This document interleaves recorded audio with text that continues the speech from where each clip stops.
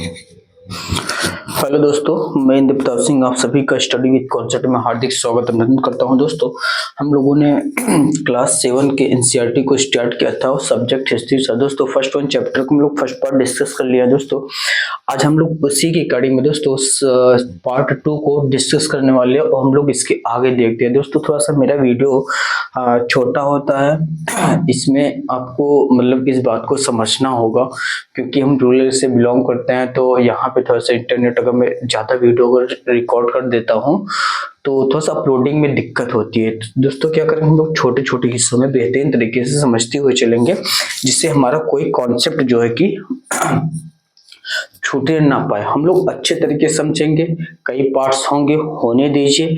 लेकिन जब जिस दिन हम लोगों ने जैसे क्लास 6 और एनसीईआरटी को हमने सबमिट किया, खत्म किया दोस्तों, समाप्त किया, कंप्लीट किया दोस्तों, आप उसको देखेंगे।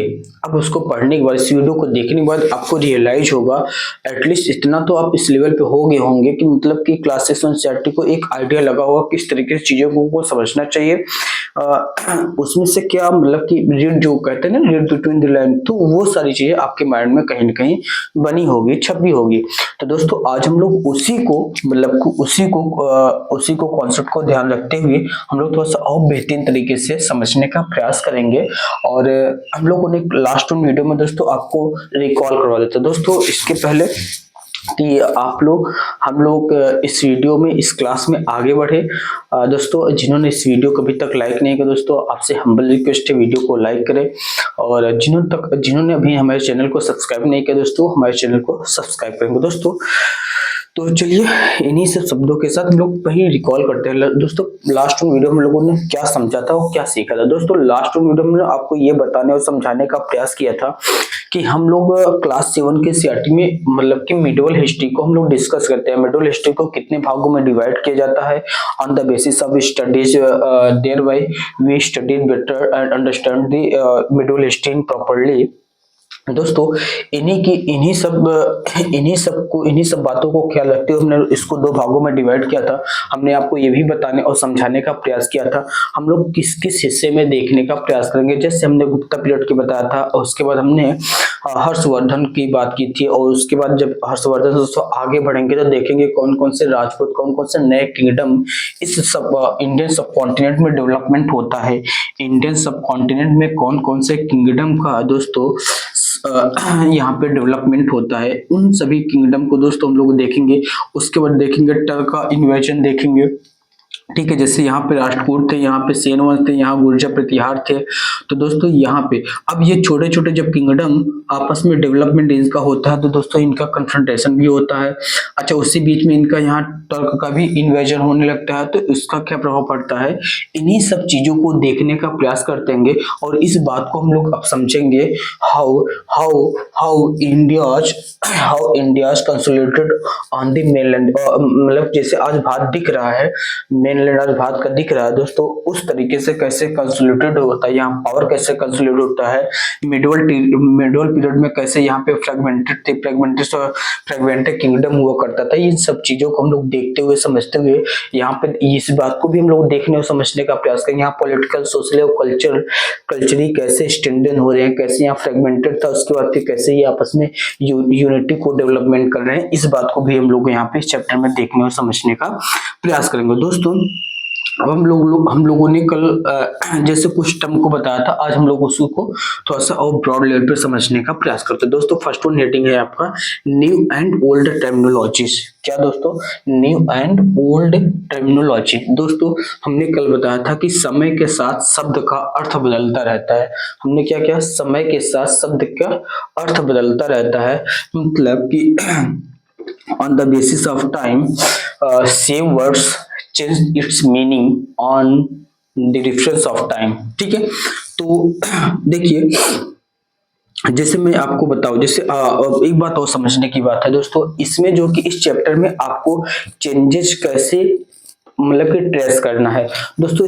इस चैप्टर में चेंजेस को इस तरीके से ट्रेस करना है, क्योंकि जब हम लोग एंशिएंट इंडिया को समझते थे, वहां पे सोर्स ऑफ इंफॉर्मेशन क्या हुआ करता था, कॉइन्स हुआ करता था, इंस्क्रिप्शन हुआ करता था, मैन्युस्क्रिप्ट हुआ करता था, ठीक है। मैन्युस्क्रिप्ट हुआ करता था, इनका इंस्क्रिप्शन हुआ करता था, और जैसे पुराण हो गया, ये सोर्स ऑफ ये इपिक वगैरह हो गया, या फिर किसी के द्वारा महाकाव्य या फिर कोई नाटक हो गया, ड्रामेस्ट्री हो गया, उन सब चीजों से दोस्तों हमको एंशिएंट इंडिया के इंफॉर्मेशन को उकेरते थे, समझते थे, वहां से हमको आता था। लेकिन जैसे दोस्तों मिडल हिस्ट्री में चले जाते हैं, और किसी भी कल्चर, कोई भी कल्चर सिविलाइजेशन में तब तक नहीं बदल जाता जब तक वो कल्चर, उस ट्रेडिशन के लोग लिखना पढ़ना सीख नहीं जाते हैं दोस्तों। जब तक वो लोग लिखना पढ़ना सीख नहीं जाते, तब तक वो कल्चर सिविलाइजेशन में नहीं बदलता है।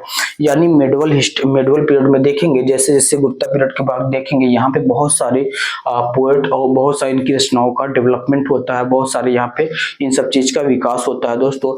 इन्हीं चीज को जब ख्याल देखते हैं तो दोस्तों हर एक जो है कि जैसे जो टर्क के लोग आए थे दोस्तों, वो जो है कि कोई न्यूट्रल होकर के अपने मतलब कि राजा की बुराई तो करने से रहा, यानी कोई न्यूट्रल होकर के चीजों को नहीं लिखता था। और दूसरी बात दोस्तों, जैसे मान लेते हैं पर्शियन, जो टर्क आए थे, पर्शियन से बिलोंग करने वाले लोग थे, पर्शियन लैंग्वेज में, वो लोग पर्शियन लैंग्वेज में लिखते थे। किसमें? पर्शियन लैंग्वेज में लिख रहे हैं। किसमें लिख रहे हैं दोस्तों? पर्शियन लैंग्वेज में। अगर वो किसी भी हिस्टोरिकल रिसोर्सेज को लिखते हैं, कोई भी अपनी, जैसे मिन्हाज सिराज की बात करते हैं, इनकी एक तबकात नासरीन की एक बुक है दोस्तों, जिसके लिए जानने जाते हैं तबकात नासरी। इन्होंने जो है कि दोस्तों, इन्होंने जो है कि एक जो है कि जो गुलाम वंश के एक नसरुद्दीन शाह जो है कि शासक हुआ करते थे, इनके बारे में दोस्तों उन्हें डिटेल में, और जो इस्लाम को दोस्तों, जो इस्लाम को मानने वाले इनकी सोसाइटी को, इनके पॉलिटिकल सिस्टम को डिटेल में इन्होंने दर्शाया है दोस्तों। इस बात को समझना है, जब मिन्हाज सिराज, अच्छा ये कब के थे?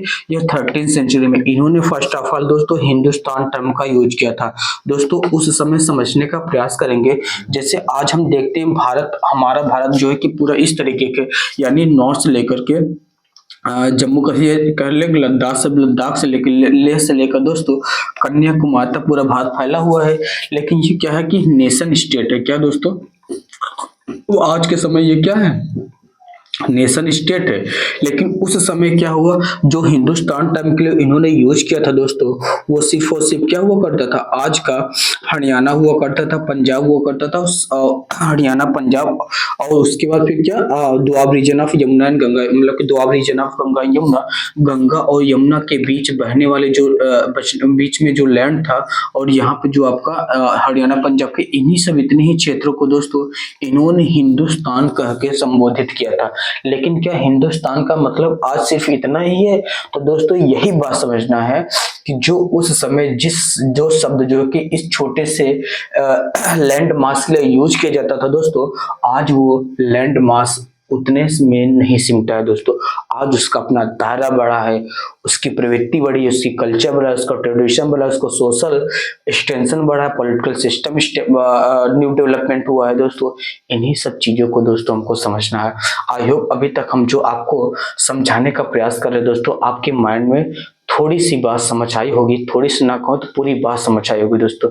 तो दोस्तों अभी तक जिन्होंने लाइक नहीं किया चैनल को, वीडियो को लाइक करें, चैनल को सब्सक्राइब करें दोस्तों। इसके बाद हम लोग, तो हमने हिंदुस्तान के बारे में बता दिया दोस्तों, ये मिन्हाज सिराज के बारे में बता दिया दोस्तों। इसी तरीके से एक और पोएट हुआ करते थे, जिन्होंने जो है कि दिल्ली सल्तनत में कई जो है कि सुल्तान के काल अवधि को देखा है दोस्तों। उनका नाम है, आप सुने होंगे, उनका नाम है अमीर खुसरो। क्या दोस्तों? अमीर खुसरो। क्या नाम है दोस्तों? अमीर खुसरो है। अमीर खुसरो ने भी एक टर्म का यूज किया था दोस्तों, हिंद।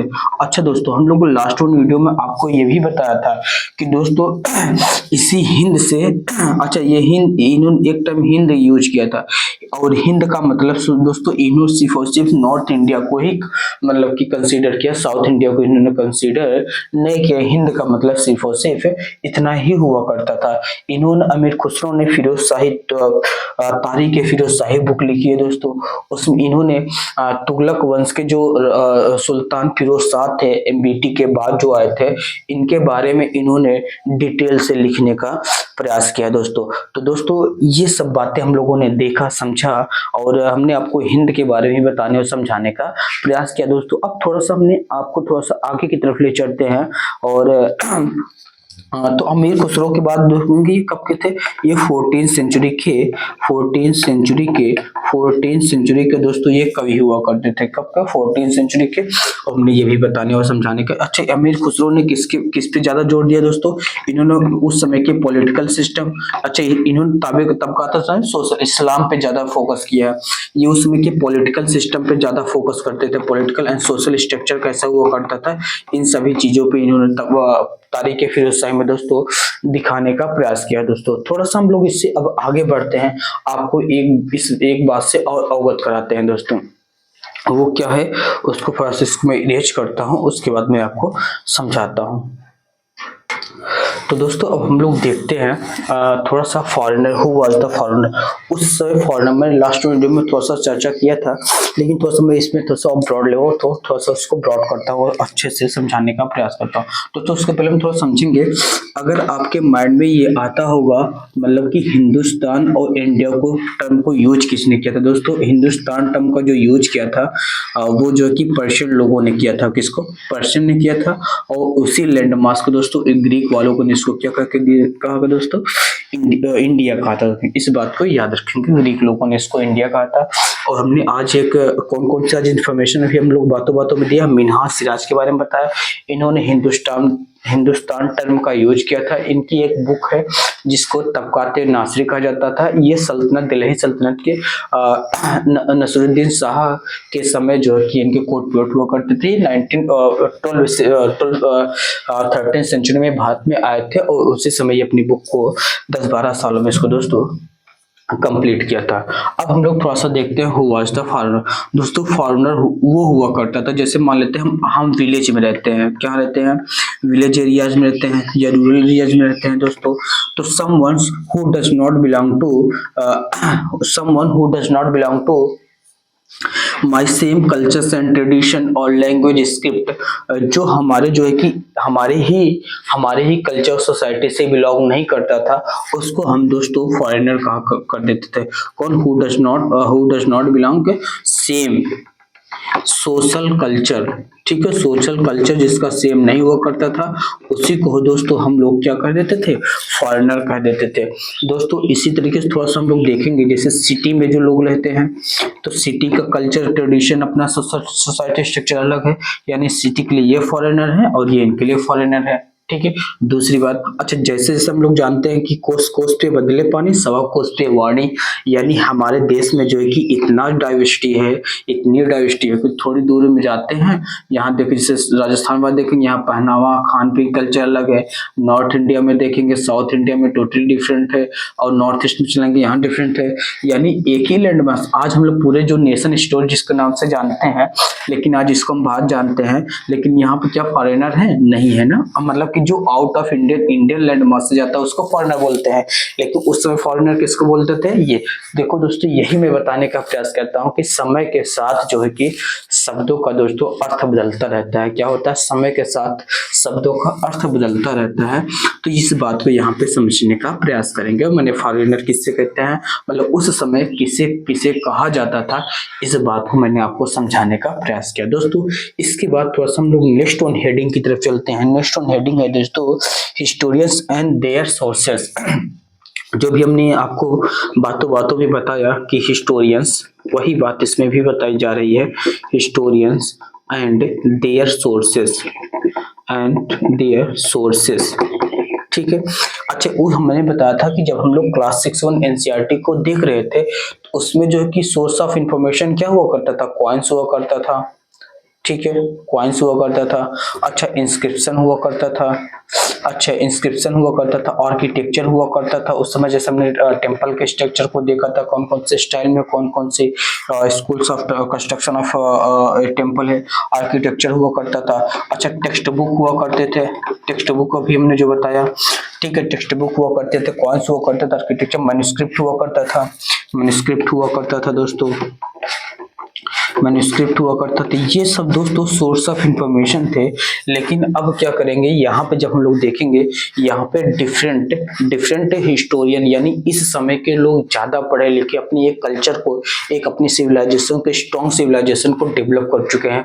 यानी पे यहाँ पे जो दोस्तों सोर्स ऑफ इंफॉर्मेशन होगा, यहाँ पे हर एक ने अपने चश्मे से मतलब कि इस पूरे राज को दिखाने का प्रयास किया। यानी अपने चश्मे का मतलब यह है कि मतलब कि उन्होंने जो अपने विचार से अपने चीजों को देखा, हो सकता है वो सेंट्रल पावर में थे, तो वो सेंट्रल पावर को जो मेन स्ट्रीम होगा दोस्तों उसको लिखने का प्रयास करेंगे।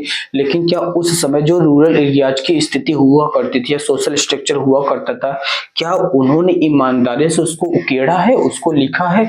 इस बात को हमको समझना, यही होता है दोस्तों रीड बिटवीन द लाइन। यानी आप एक चीज पढ़े, उस एक लाइन को पढ़ा, उस लाइन को पढ़ने के बाद आपको क्या मैसेज जाता है दोस्तों, उस बात को हमको सीखना होता है, समझना होता है।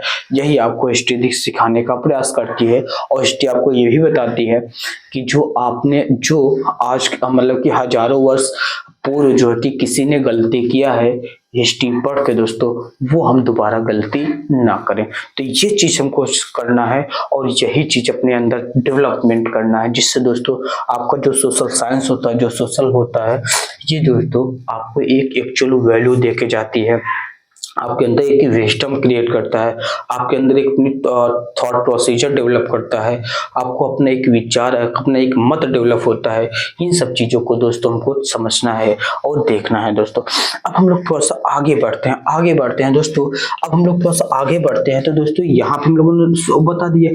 अब लेकिन अब जो हम लोग इस मॉड्यूल में देखेंगे, यहाँ पे जो सोर्स ऑफ इंफॉर्मेशन क्या है दोस्तों, तो दोस्तों हर एक राज्य का, हर एक अपना स्टेट का दोस्तों आर्काइव हुआ करता है। क्या दोस्तों आज भी होता है, उस समय भी जब उन्होंने अपने एक पूरे साम्राज्य को डेवलप कर लिया, एक अपने साम्राज्य को डेवलप किया दोस्तों, उन्होंने अपने एक आर्काइव को डेवलप किया जिसका एक कार्य हुआ करता था। आर्काइव में क्या हुआ करता था, मतलब कि यहाँ पे ए प्लेस, आर्काइव का क्या मतलब होता है, a place where a place where manuscript a place where manuscript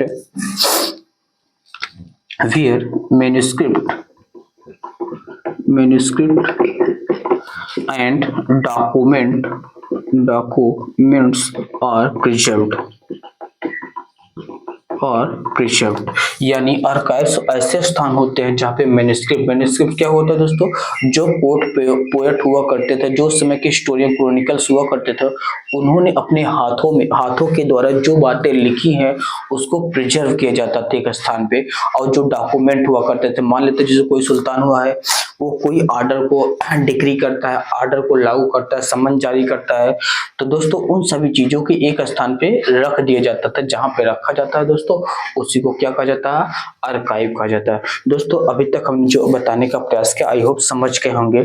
तो जैसे मिन्हाज सिराज ने तबकात नासिर लिखी, अमीर खुसरो ने तारीख फिरोज शाही लिखी, इन सब चीजों को दोस्तों इन्होंने उकेड़ मतलब कि जहाँ पे रखा उसको आर्काइव कहा जाता है। तो दोस्तों यहाँ पे आपको एक क्लास 6 एनसीईआरटी में देखेंगे तो इनका एक होमवर्क है, अपना ये कंप्लीट कर रहे हैं, दैट इज समथिंग, मतलब कि ये हिस्ट्री को लिख रहे हैं, हिस्टोरियन क्रॉनिकल बोला जाता है, तो ये हिस्टोरियन है जो अपने बातों को उकेड़ रहे हैं। दोस्तों इसी के साथ थोड़ा सा आगे बढ़ते हैं हम लोग इस यहाँ पे एक दोस्तों इसी में देखते हैं, आपको दो स्टाइल बताते हैं लिखने की, दो स्टाइल, एक नस्तालिक हुआ करता है, शिकस्त हुआ करता है। दोस्तों एक दो स्टाइल है, जियाउद्दीन बर्नी के बारे में थोड़ा सा हम लोग समझ लेंगे, उसके बाद आज की क्लास को हम लोग देखते हैं। अच्छा कितना समय हो गया होगा, ज्यादा लंबा वीडियो ना होने पाए, नहीं तो थोड़ा सा क्या बोलते हैं अपलोडिंग में दिक्कत होती है। और अभी तक दोस्तों जिन्होंने थोड़ा सा करके थोड़ा सा वीडियो को, चलिए मैं कल ही बताने का प्रयास करता हूँ। दो स्क्राइब की राइटिंग होता है दोस्तों, एक होता है नस्तालिक, बता देता हूँ दोस्तों शिकस्त। नस्तालिक और शिकस्त। दोस्तों ये लेफ्ट, जैसे हम लोग आज ऐसे लेफ्ट से ही लिखते हैं ना, लेफ्ट से लिखते हैं और थोड़ा सा इसको दोस्तों बेंड करके ऐसे, मतलब कि जैसे इधर से लिख रहे हैं तो ऐसे ऐसे होता है, ऐसे लिखा जाता है। इसको इस स्टाइल को नस्तालिक बोलते हैं। शिकस्त क्या दोस्तों, राइट साइड से लिखते हैं लेकिन इसमें थोड़ा सा डेंस लिखा जाता है, इसे डेंस लिखा जाता है, डेंस। अब दोस्तों जब से कोई चीज डेंस लिखा है, जैसे मान लो इसको पढ़ रहे हैं, अब ज्यादा डेंस हो गया तो मैं इसका अगर अर्थ नहीं समझ पाऊंगा, जब इसको किसी दूसरी लैंग्वेज में लिखा है और दूसरी लैंग्वेज में इसको ट्रांसलेट करूंगा तो दोस्तों मैं अर्थ का अनर्थ नहीं कर पाऊंगा, कर दूंगा भाई, क्योंकि मुझे वो शब्द ही नहीं समझ आ रहा है। इसी तरीके से समय के साथ दोस्तों अर्थ का बदलता, मतलब कि मीनिंग भी बदलता जाता है, इस तरीके से बदलता है। तो इस बात को समझना है। स्क्राइब कुछ मॉड्यूलर दो स्टाइल थी, नस्तालिक और शिकस्त। नस्तालिक क्या होता था, लेफ्ट से दोस्तों लेफ्ट टू राइट लिखा जाता था, और ये कैसा, और ये थोड़ा सा सलांट हुआ करता था, बेंट हुआ करता था, अपर टू मतलब कि डाउन टू अपर की साइड में, up to down to up side में। और दोस्तों शिकस्त हुआ क्या करता था, ये राइट से लेफ्ट लिखा जाता था, और ये जो है कि थोड़ा सा डेंस हुआ करता था। डेंस होने के कारण जो इसमें परिवर्तन होता था वो मैं आपको बता दिया। थोड़ा दोस्तों जियाउद्दीन बर्नी के बारे में देख लेते हैं। जियाउद्दीन बर्नी दोस्तों ये जो है कि रोड थी, ये जो है कि 14th सेंचुरी के ये भी कवि हुआ करते थे, जियाउद्दीन बर्नी। जियाउद्दीन बर्नी ने दोस्तों बहुत सारी, इन्होंने भी अपने कोट पोट में रख के बहुत सारी रचनाओं को डेवलपमेंट किया है, लिखा है दोस्तों। तो ये भी जो है कि क्रॉनिकल हुआ करते हैं, कि हिस्टोरियन थे। जियाउद्दीन बर्नी क्या था दोस्तों, ये क्रॉनिकल थे, हिस्टोरियन थे। तो दोस्तों इन्हीं सब शब्दों के साथ दोस्तों आज की वीडियो को हम लोग यहीं पे समाप्त करते हैं दोस्तों। अभी तक हमारी वीडियो को जिन्होंने लाइक नहीं किया दोस्तों, वीडियो को लाइक करें, चैनल को सब्सक्राइब करें दोस्तों, वो लोग चैनल को सब्सक्राइब करेंगे। और जियाउद्दीन बर्नी को दोस्तों हम लोग कल डिटेल देख लेंगे, थोड़ा सा वीडियो भी ज्यादा लंबा हो जाएगा दोस्तों, वीडियो को अपलोड करने में दिक्कत होगी। तो मैं क्या करूंगा, जितने भी आपको मतलब क्रॉनिकल दिख रहे हैं आपको यहाँ पे, तो मैं उनके लिए एक जो है कि एक हो सकता है शॉर्ट वीडियो या फिर ऐसे कोई वीडियो करूंगा जिसमें आपको उनकी रचना, वो कहाँ से बिलोंग करते थे, किस सेंचुरी के थे, किस सुल्तान के समय उनकी कार्यविधि थी, इन सब चीज को मैं लिख दूंगा, जिससे आपको बता दूंगा। तो इससे आपको हेल्प मिल जाएगी थोड़ा सा रिकॉल करने में और जल्दी जल्दी इसको समझने में दोस्तों। इन्हीं सब शब्दों के साथ आज की वीडियो को समाप्त करेंगे दोस्तों। समाप्त करने से पहले जो उन्होंने आपसे हम्बल रिक्वेस्ट किया है, वो तो जिन्होंने अभी तक पर वीडियो को शेयर नहीं किया दोस्तों, अपने आसपास में लोगों को शेयर करें, जिससे हमारा आपका परिवार थोड़ा सा स्टैंडर्ड हो पाए, बढ़ पाए, और सबके साथ हम आप भी ग्रो कर पाए दोस्तों। इन्हीं सब शब्दों के साथ आज वीडियो को यहीं पे समाप्त करते हैं। मिलते हैं नेक्स्ट वीडियो में दोस्तों। जय हिंद, जय भारत, थैंक यू।